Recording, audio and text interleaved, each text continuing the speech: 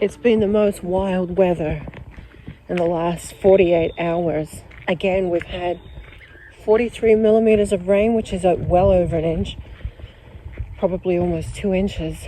My garden is looking superb. Goodness. So, talking about dreams. I mean, those of us that remember our dreams, they feel so real and so vivid and so valid. And you know what? They really are that real. They really are valid. There is no randomness to the event of dreams and how they happen. They're so precise. It's so calculated. And they are so in tune with the true nature of ourselves and our reality. They really are a representation of the sovereignty that governs our soul. And so in the dream state, they seem so fragmented and so wild and crazy. And truly, it is only a definition, a picture of what the nature of reality really is. But because we're so focused on this physical reality, all the others seem just like a dream, and they don't particularly hold importance or significance, or they don't feel like they are something possibly real. But they truly are a representation of what we really are as spiritual beings housing a human body. They're so precise, in fact.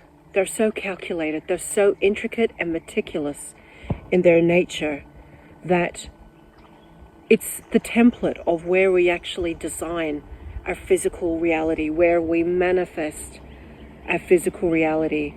And should all the conditions of what it is that we dream and the occurrences that happen in physical reality, should they coincide and should they hold so much intensity and importance in our journey, and only until that moment will they be seen in physical reality.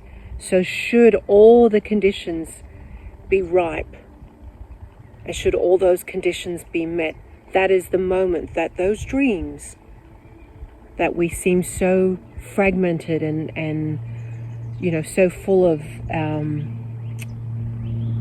imagination, only then will they become manifest in physical reality. Dreams are the template reality, people of Earth. Our dreams symbolize, and it's where we play out and play and paint the canvas of what could potentially be showing itself in physical reality.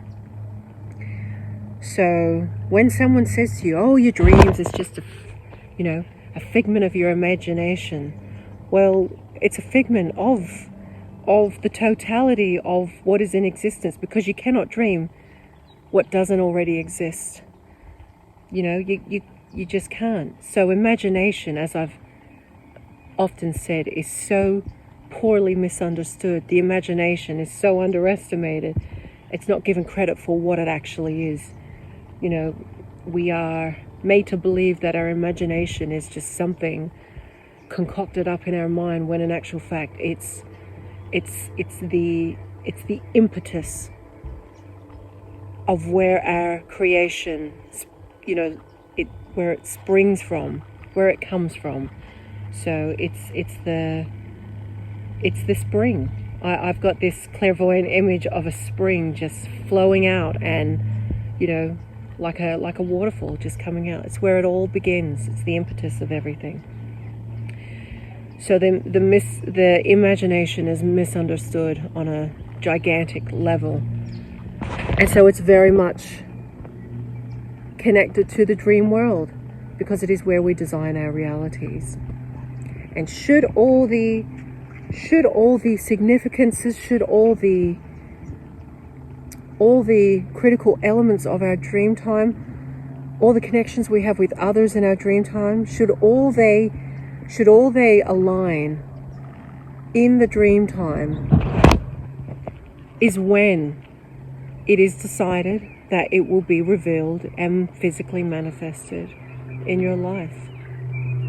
And so that's why sometimes when people have these premonitions in their dreams, and you wake up in the morning, you're like, oh my God, I just had this crazy dream that I was going to see you in a couple of days, but I didn't think it would happen. And usually you would forget all about it, that it actually, you even dreamt it, until you see the person, and it's like your soul has just been bombarded with this subconscious wave of understanding and acknowledgement that, oh, I actually had that dream a few days ago, and you're remembering, and then you start getting the chills thinking, oh my God, what just happened? So the dream state is our creative template for exploring the vestiges of those subconscious realms, playing, creating, manifesting, working things out with others. And this is the true nature of what our reality is based upon, not the other way around. Know your power, know how magnificent you are, and relish in your greatness and your totality and the extraordinary nature of what you are.